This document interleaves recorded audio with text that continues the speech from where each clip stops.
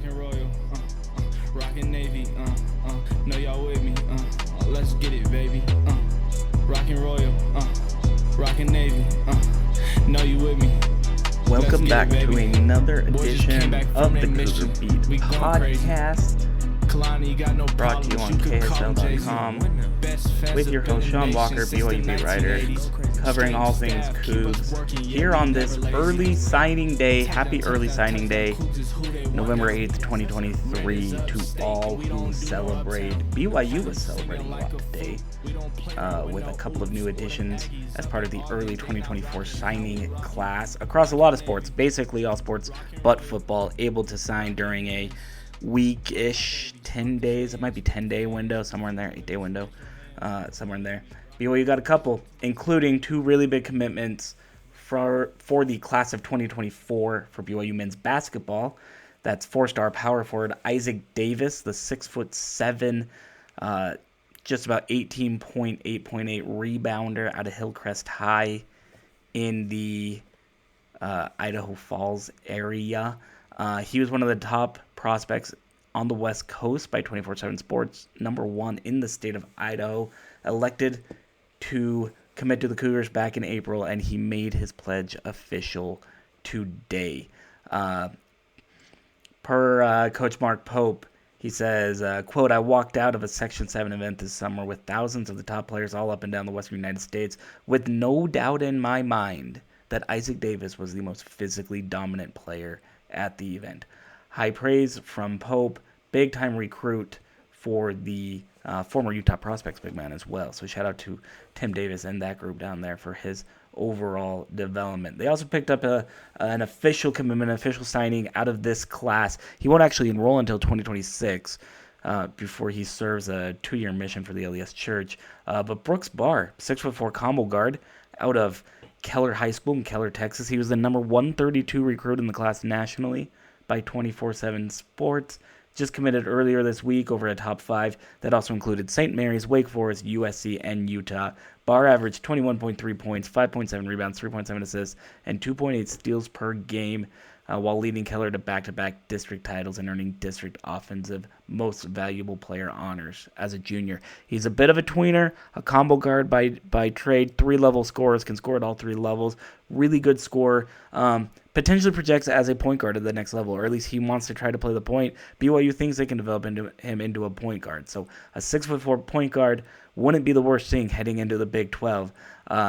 Pope names player comps with him as Peyton Pritchard and Chauncey Billups, so pretty high praise. Sees him as kind of a longer guard like that, explosive, physical, skilled, and a capable playmaker, scorer, and hard-nosed defender. You can check the full signing class over on KSL.com.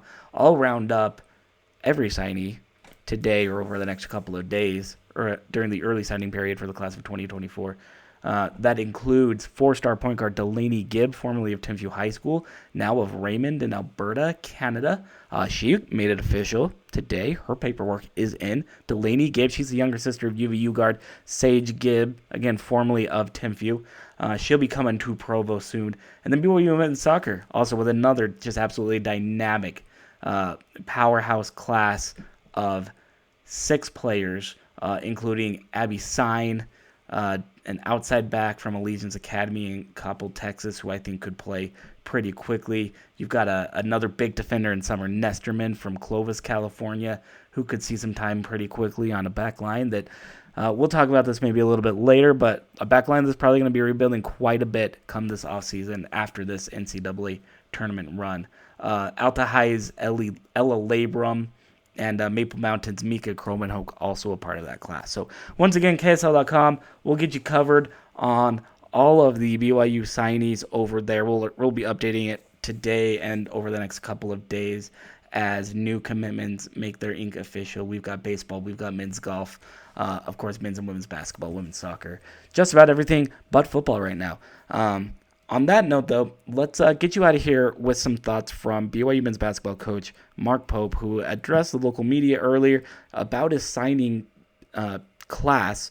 And I asked him just kind of what he felt this group, namely Brooks Bahr and Isaac Davis, with the addition of Collin Chandler returning home from a mission this spring, what they kind of bring to BYU as they move into what will then be their second year of the Big 12. It's interesting. Both these guys have ready-made kind of college Big 12 bodies in the sense of their physicality. Brooks is a really, really physical, incredibly explosive backcourt player. He would be the first one to tell you he's not crazy vertical, but laterally change of direction, turning guys' hips. I felt like of everybody I watched this summer in all of high school basketball, I didn't see a single player that was able to turn guys' hips more quickly or efficiently or without any help from any action. He's got an explosiveness that's really special. He's got big shoulders, and he's a great combination of physical and explosive. Like, guys, I think about, if you watch him, it's really hard not to see some Peyton Pritchard in the angles that he can get to as he turns the corner and the way he can change direction. And then, for the old people in here, which is just me and Jay, really are the only old people here.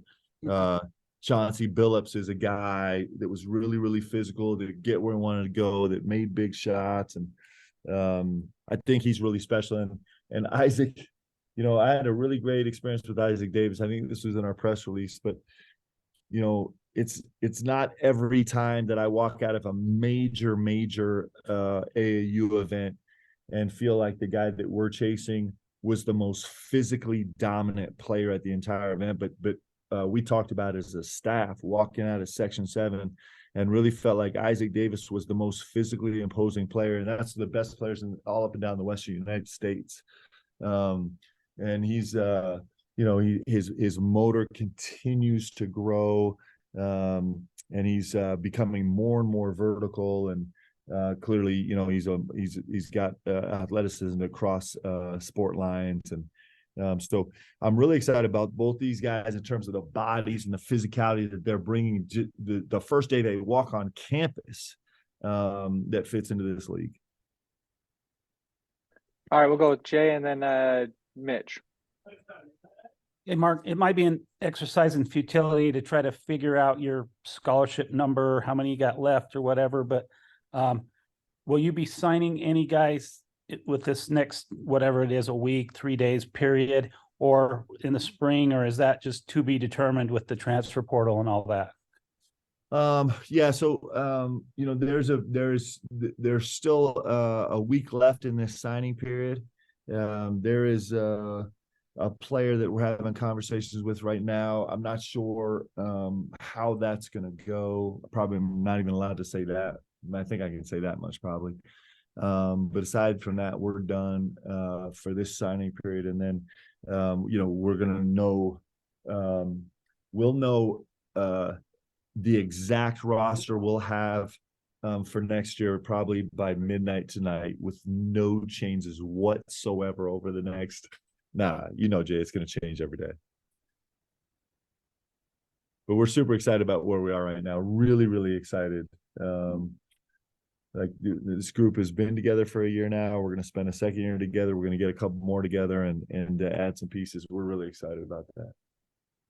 You brought up Pritchard and Billups for Brooks Bahr, Mark. What's a comp for Isaac Davis, and does his physicality translate to the Big 12, you think? Yeah, for sure it translates to the Big 12. There's no doubt. He's kind of, it's interesting because he was comparing himself to Yoli, who's one of his heroes. Certainly he's got this barrel-chested feel to him of Yoli and Foose and kind of along that line. What's interesting about Isaac is from his freshman year in high school, which I think is the first time I saw him play on a team, he has been a standout. His freshman year in passer is probably the best pass. Freshman year in high school, he's probably the best passer on the court a lot. And at this point, he's one of the elite level passing bigs in his class. And so his physicality and his mobility his verticality, his long wingspan, his ability to like make quick decisions. You know, we're finding more and more that the players that really are most successful in our program are players that are able to make quick decisions, quick thinking players, and he certainly fits in that category. How big of a role was NIL in securing these guys, to your knowledge, and based on what we've talked about before with NIL at BYU? How big of a role was it securing Bahr and Davis for these guys? It wasn't a headliner for them, but I think they have confidence that we're making incredible strides in the NIL space. We have a lot of legwork to show for that, and so I think I think both these kids are way more than NIL, but certainly that's a component where everybody wants to be compensated a little bit. And just one more thing for me, when you're looking at long-term 2024 scholarships, what's the timeline you're expecting for Collin Chandler to return officially? And then Marcus Adams, what's the official word on the NCAA waiver for him this year? And then obviously, will it be a waiting game till next year for him? Yeah, so the waiver process with Marcus is still ongoing. We expect Collin to be back in the spring. He should have a full summer.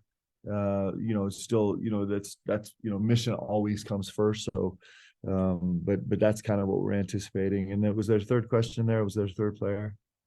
It was just. And then just to confirm too, Bahr, Bahr is going to go on a mission right away. At least that's his plan right now. Yeah, he's really excited about serving a mission, and so that's the plan as of now for sure. All right, go ahead, Sean. We have time for 2 more questions.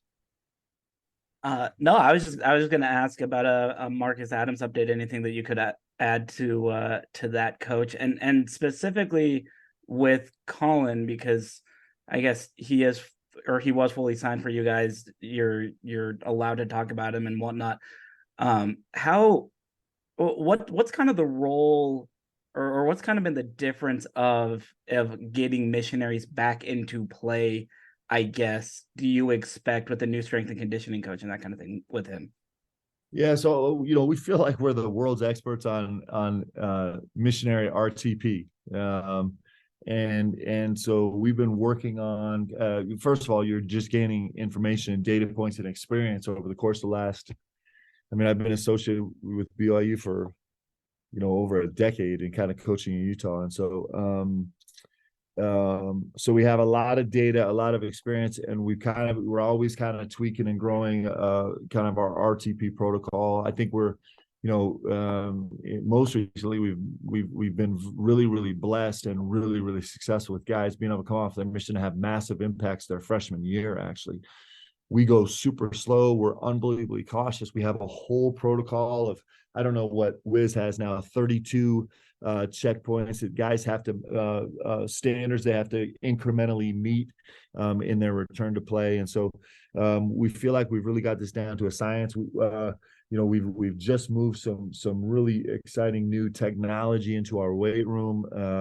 The whole Kangatech program and everything else that Wiz has brought to us from his time at Milwaukee, and so we feel like we're on the cutting edge of that. And you can't say enough about Wiz's expertise in not just strength and conditioning, but also rehab and nutrition.